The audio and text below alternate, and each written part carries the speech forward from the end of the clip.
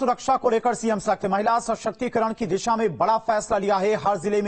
हर जिले के थानों में महिला एसएचओ की तैनाती होगी। हर जिले में कम से कम एक महिला एसएचओ की तैनाती होगी। महिला थानेदारों को मिले योग्य कर्मियों की टीम।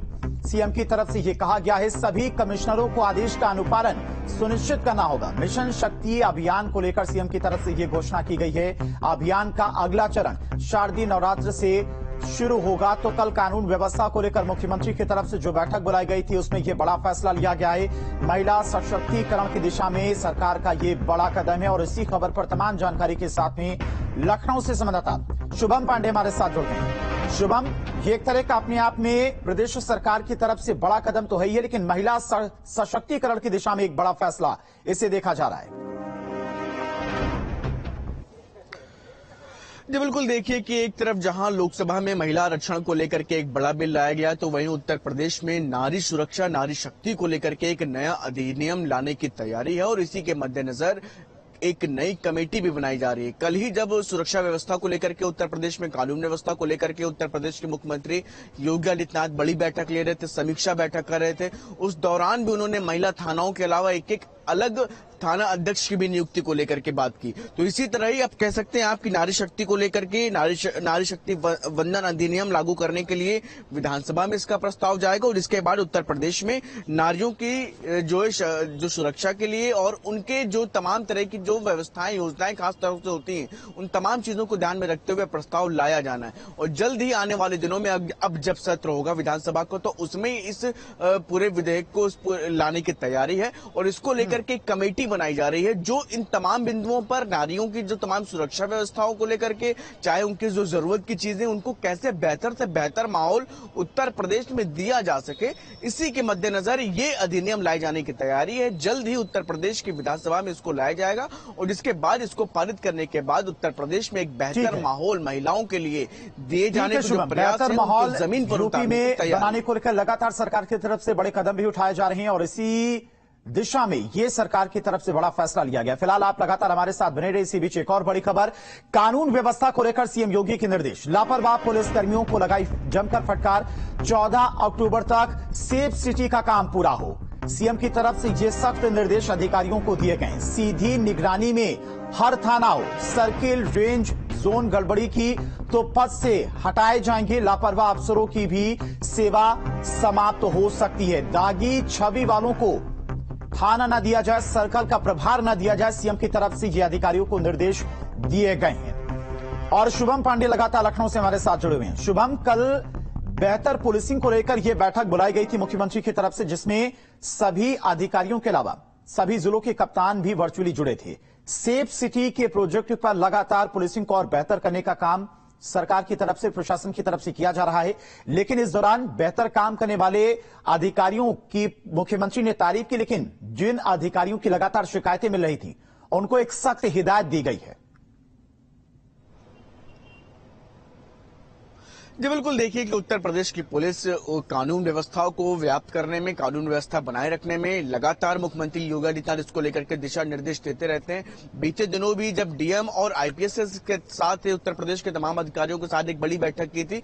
ऐसे में कल यूपी पुलिस के थानेदार से लेकर के आईजी रेंज तक के तमाम जो अफसर हैं, कमिश्नरेट हैं, उन सबसे सीधा बातचीत कर रहे थे मुख्यमंत्री। समीक्षा कर रहे थे उत्तर प्रदेश में कैसे क्या परिस्थितियां हैं। इसी दौरान जिन जिलों की रिपोर्ट खराब थी, वहां के लोगों को उन्होंने फटकारे भी लगाई और जहां बेहतर काम हो रहा है उसकी सराहना भी की। इसको लेकर के साफ तौर पर उत्तर प्रदेश के मुख्यमंत्री योगी आदित्यनाथ ने सख्त हिदायत दी है कि जो सीओ हैं, एसपी हैं या एसओ हैं, अगर ये गलत काम कर रहे हैं, अगर ढंग से काम नहीं कर रहे हैं, तो इनको पूरी तरह से सजा भी मिलनी चाहिए और कोशिश ये करनी चाहिए कि इनको कोई बड़ी जिम्मेदारी ना मिले। अगर कोई दागी अफसर है, तो शुभम कहें तो आखिरी मौका मुख्यमंत्री की तरफ से इन अधिकारियों को दिया जा रहा है। फिलहाल तमाम सारी शुभम जानकारी के लिए आपका बहुत बहुत शुक्रिया। तो कल बेहतर पुलिसिंग को लेकर मुख्यमंत्री की तरफ से ये बड़ी बैठक बुलाई गई थी, जिसमें नारी सशक्तिकरण के साथ साथ हर जिले में दागी छवि वाले जो तमाम अधिकारी हैं, उनको हिदायत दी गई है कि सुधर जाए, वरना ये आखिरी मौका है, आपकी सेवा भी समाप्त की जा सकती है। चलिए बढ़ते आगे। गोरखपुर के दौरे पर सीएम योगी आदित्यनाथ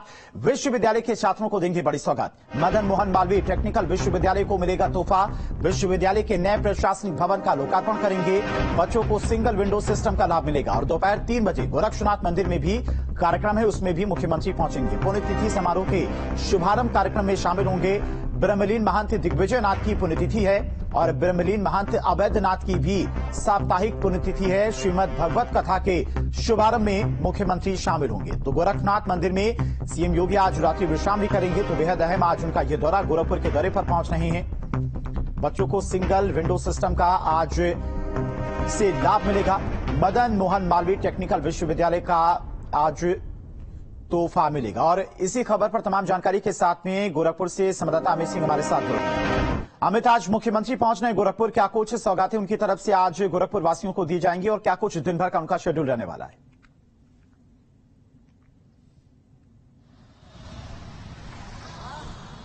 देखिए, 12 करोड़ की लागत से प्रशासनिक भवन का निर्माण हुआ है। 4 साल में ये प्रशासनिक भवन बनकर तैयार हुआ है। 11:30 बजे के आसपास मुख्यमंत्री महामना मदन मोहन मालवीय प्रौद्योगिकी विश्वविद्यालय पहुंचेंगे और उनके हाथों ही ये लोकार्पण होना है। चूंकि छात्रों को बहुत परेशानी उठानी पड़ती थी, प्रशासनिक कार्यों के लिए अलग उनको जाना पड़ता था, एकेडमिक्स के लिए उनको अलग ऑफिसेज में जाना पड़ता था, तो अब सिंगल विंडो सिस्टम के तहत एक ही ऑफिस में, एक ही भवन में उनकी सारी समस्याओं का जो निराकरण है वो हो सकेगा। तो बड़ी सौगात है एमएमटीयू के छात्रों के लिए। इसके साथ ही उनका एक संबोधन भी होना है। 10 से 15 मिनट का ये छोटा सा संबोधन होगा। चूंकि कल एक बड़ी बैठक लिए है मुख्यमंत्री कानून व्यवस्था पर, तो देखना वो बड़ा महत्वपूर्ण होगा कि आज वो क्या कुछ कहते हैं अपने 15 मिनट के संबोधन में। उसके बाद दोपहर 3 बजे से भागवत कथा का शुभारंभ हो रहा है, वो भी मुख्यमंत्री जी के हाथों शुभारंभ होना है। गोरखपुर के तमाम अलग अलग इलाकों से लोगों को पहुंचाने के लिए बसों की व्यवस्था की गई है। 1 हफ्ते तक ये भागवत कथा का आयोजन किया जा रहा है। चूंकि साप्ताहिक कार्यक्रम भी आज से ही शुरू हो रहा है। 2 महान महंतों की जो पुण्यतिथि का जो साप्ताहिक कार्यक्रम है, ब्रह्मलीन महंत दिग्विजयनाथ जी महाराज और ब्रह्मलीन महंत अवैधनाथ जी महाराज की पुण्यतिथि का कार्यक्रम भी आज से शुरू हो रहा है। और इसी उपलक्ष्य में भागवत कथा का आयोजन किया गया। 1 हफ्ते तक ये कथा चलेगी। इसका भी शुभारंभ मुख्यमंत्री जी ही करेंगे। ये 2 कार्यक्रम आज है। कल 5 दिनों तक अलग अलग विषयों पर सेमिनार होना है। देश भर के जो महत्वपूर्ण संत हैं वो गोरखनाथ मंदिर पहुंचे हुए हैं। अलग अलग संतों की अलग अलग संस्थाओं की प्रस्तुति होगी और अलग अलग विषयों पर धर्म से, सनातन से, दर्शन से जुड़े हुए विषयों पर सेमिनार रखा गया है। 5 दिनों तक ये सेमिनार कल से शुरू हो रहा है। इसके अलावा कल चूंकि विश्व पर्यटन दिवस है और विश्व पर्यटन दिवस के उपलक्ष्य में उत्तर प्रदेश पर्यटन दिवस की शुरुआत गोरखपुर से ही हो रही है।